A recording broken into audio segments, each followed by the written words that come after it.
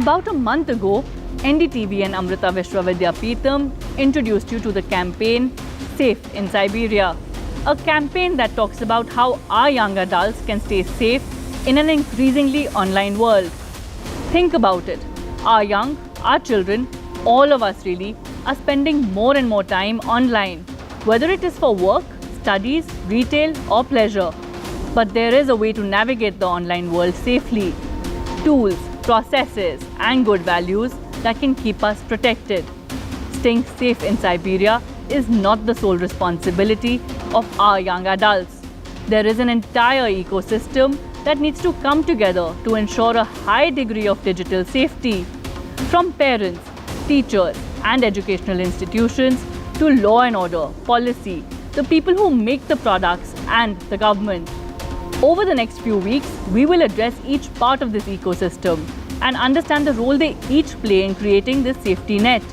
These checks and balances for online interactions. Today, we begin with the first link in this ecosystem, parents and teachers. We will discuss how they can keep young adults from cybercrime, understand the complexity and dangers of the digital world, and also recognize and address feelings of fear, uncertainty, and apprehension.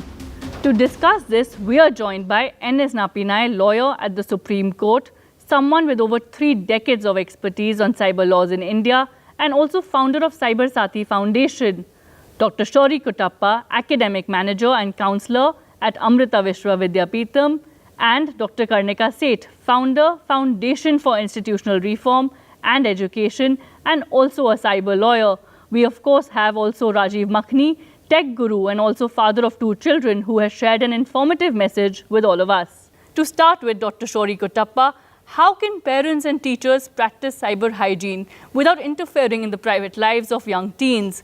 While we're all aware of parental control features on apps and websites, is conversation really the first step for young adults? In our houses, if you see that those people who have young children, we put up baby gates, etc. around the house. And we all know how to keep harmful substances like alcohol, cigarettes, etc. away, from children, or ensure that they don't have access to all these things, be it around the house or anywhere else. But strangely, when it comes to mobile devices and social media, which studies indicate and suggest that these release something known as dopamine, which is addictive and a feel-good chemical. And it's also similar to the, to smoking and drinking. When it comes to something like a medicine cabinet, etc., we all the necessary conversations, all the necessary instructions, etc., are in place. But when it comes to mobile devices and social media, we are not there yet. So why does this get less attention is the question we probably need to begin with. So yes, one first step is probably conversations. In fact, I would say the first step is communication rather. Under communication, I would probably have a few pointers. For instance, one, it's never too early to start. I have a niece who's 1.5 years old, and she is very comfortable pulling out mobile phones, getting past the initial screen security, etc. So, one part of it is probably it's never too early to start. Lastly, under communication, we could also find teachable moments in our lives, in our daily lives, certain examples that come up where we can share our values and thoughts with the children. Second part is listening attentively, not selectively. Under this, I think I have 3 thoughts. One is observe, observe, observe. Yeah. So the more we observe, the more we'll be able to find answers to questions like what does our child think and what our child's concerns are, and we'll be able to better address these. So, of course, like you said, learning and observing. N.S. Napinai, you've in the past mentioned the need for accountability and regulatory frameworks. But in a home and classroom environment, what really is the first step? Do you agree with Dr. Shauri? Absolutely, and I loved some of the points that he raised. particularly with respect to the manner in which we carry the message forward. In fact, I hope he'll be very happy to hear that my book is coming out in a month or so. And that's exactly what I have captured, to make sure that it's not lecturing to students. It's not about preaching them on the do's and don'ts, but just sharing stories or anecdotes to help them understand what will happen when they're using technology in terms of the threats and vulnerabilities. So the first step is to make this awareness percolate down to every single user. And doing that will have to involve not just the students, but also parents and teachers. And this is what Cybersati has been doing through the COVID period also. Actually, we started before that, but we've been doing more of it thereafter. So to answer your question, regulatory frameworks are much needed, and what is in place has to be, more importantly, enforced. But we are not really talking about at that level when we're talking about student protection or cyber hygiene. I would start at the lowest level to say that ensure the awareness about what are the kind of threats and vulnerabilities that are there in this domain. What kind of cyber crimes are happening? How do you stay protected against those cyber crimes? And God forbid, if you were to fall victim to those cyber crimes, what are your remedies? And finally, and most importantly, the message that I have been carrying forward through Cybersati is not just to stay safe when you're the victim, but how also not to become the perpetrator. Often you'll see that a lot of young adults or teenagers or even younger children are the ones who are committing crimes. We tend to forget this aspect of it. Many times, for instance, you take cases of cyberbullying, it's invariably a peer who's committing the crime. Cyber stalking, you may have, you may go all around searching for the perpetrator, you'll find that it's someone right next door. Right? So you need to make sure that students are also aware of when not to cross the line.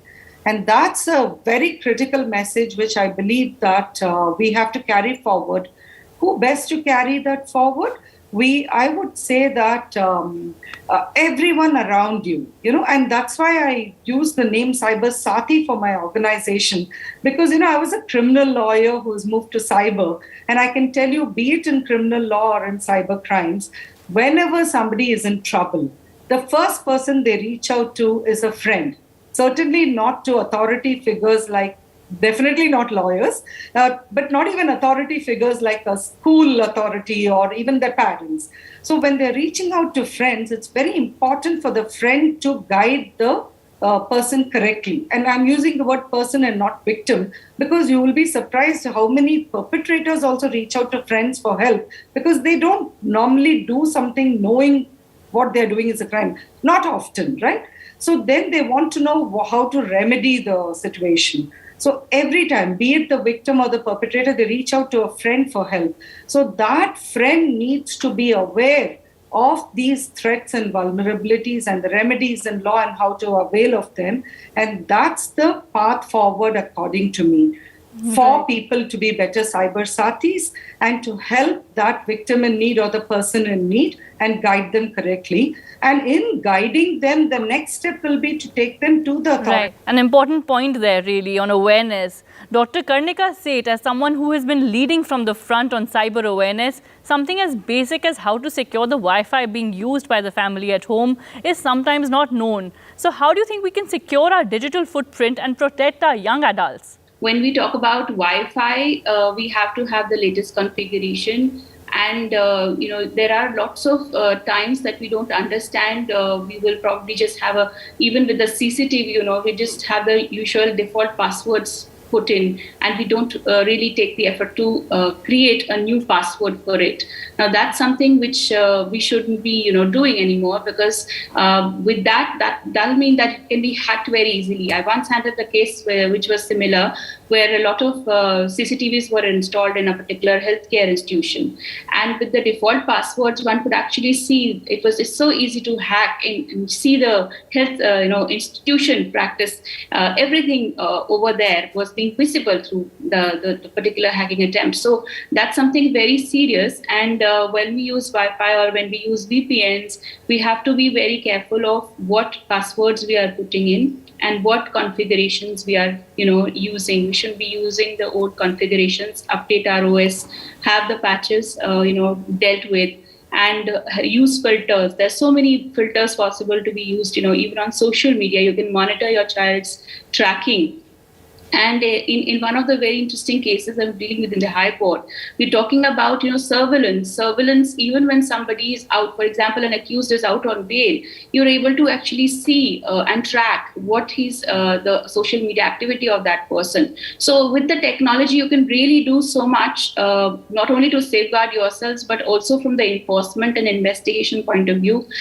We have a great boon, but provided we use the right techniques for it. So apart from these basic measures, obviously, social engineering attacks, we have to be very careful of phishing, we have to be careful of cyber stalking, bullying. And I've read, in fact, dealt with these cases day in and day out, and we understand the paradigm shift in the way these cases have evolved. They've gone multiple folds, I would say 100 times more than what it used to be 25 years ago. And the way litigation has increased in this sphere with the new PDP bill, also privacy protection. There's a lot of debate on personal data and privacy protection, and CERTIN is coming up with new rules every day. There's something or the other in terms of protecting privacy and private data of individuals. So Sure. Child protection, particularly women in child protection, have been sensitive areas we're talking about in India specifically, I would say. And I've looked at this whole issue through the prism of regulatory framework, making policies with the government, and also at the litigation front in the High Court and the Supreme Court. And we've also looked at, the awareness creation, because when I academically looked at the subject during our PhD, in this subject, we realized the implications and the serious consequences which can flow from these attacks on our children. And when we give when we have an age limit for even driving, like 18 years, you cannot drive below that. Similarly, regulations are missing in India when it comes to child protection in particular. A lot is being done, but still there is a huge number of issues which still remain. For instance, malvertising. A lot of children are on games. We are talking about blue whale today, and we're talking about PUBG and other kind of apps which are there, and gaming apps.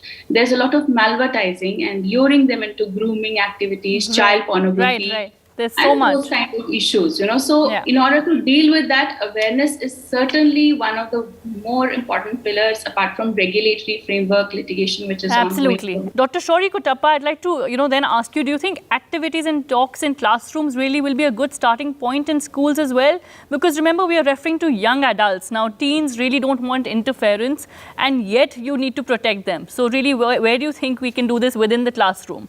I have four, pointers. Number one is understanding the concept of identity and motivation. See, for us, my identity, or an identity for the child is very simple: is name, class, parents, etc., etc. This is the real world identity. The students often miss the concept of identity in the virtual space.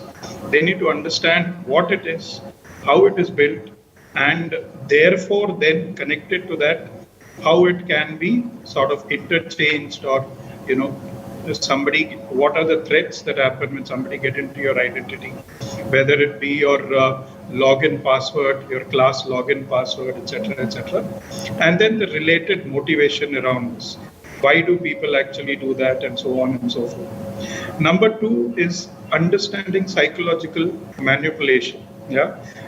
Social media, while along with its good or positive aspects, also nowadays is a very strong tool for psychological manipulation.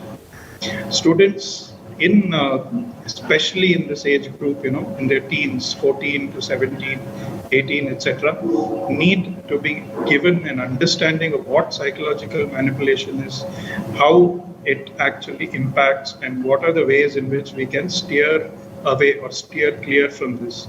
This then will help them to understand social media better and will be able to sort of give them an understanding of how they can protect themselves. Number three, we need to somewhere, in our education system as well, we need to embed psychological education also into cyber security. Cyber security also needs to go hand in hand with a little bit of psychological education, because at the end of the day, cyber security is not just about lock and key. It involves a lot of other things around it. All right. Enes Napinai, what should a teen or young adult first do when they feel digitally unsafe then? Like Dr. Shaurya was saying, understanding really is the crux of the matter. But many a time we really don't know. And I mean, if we don't know, then how do we expect young teens and adults to know that, what should they do first when they feel digitally unsafe? They're not aware of the law. They sometimes don't know really who to reach out to. I know you mentioned a friend, but sometimes even their friends may not be well aware. So really, what is the simple guideline really that they must follow? The first thing is they should not start blaming themselves. Often we talk about the blaming the victim syndrome, which is what the victims are mostly scared of, and particularly from authority figures or parents or from police or the system, etc. And two, they have to reach out for help. Ultimately, as you rightly said, the friend may not necessarily always be the right person, but they have to they're there just to lend courage. And then they have to reach out to authority figures. In many cases that I've handled, I've seen that the school or college authorities have played one of the most important roles in being able to resolve problems, including even identifying the culprits who are involved. Parents have to get themselves to the first responder situation, and that will only happen where, they don't get reactive. They'll have to understand that if they have equipped their children with this device, it's as much a utility device as it is also a weapon. So if you have equipped a child with a weapon, you have to give it the guide for safe usage of that weapon, responsible usage of that weapon, and also the safety guides. And if the safety measures fail, you'll also have to tell them plan B in terms of what do they do if something goes wrong. And that confidence has to be there with every single user to be able to reach out for help. That again makes for a good first responder. And one of the things I've been teaching police for more than 2 decades in terms of cyber laws. But I believe that gender sensitivity and a better understanding in terms of victim sensitivity is needed for the system also. So ultimately, when a victim reaches the doorstep of police, if they don't get their remedies, if they are just going to be blamed, if they're going to be questioned as if they have committed a crime, then they just back off and they'd rather not take things forward. And if all of us do not use systems, then the systems are bound to fail further. I'm not even saying fail, but fail further. If we really want to make systems work, we have to take that first initiative, parallelly with the systems also working to help us. We have to meet midway. And after a very short break, we get you some quick tips really that parents and educators can use to ensure that their young adults are digitally safe.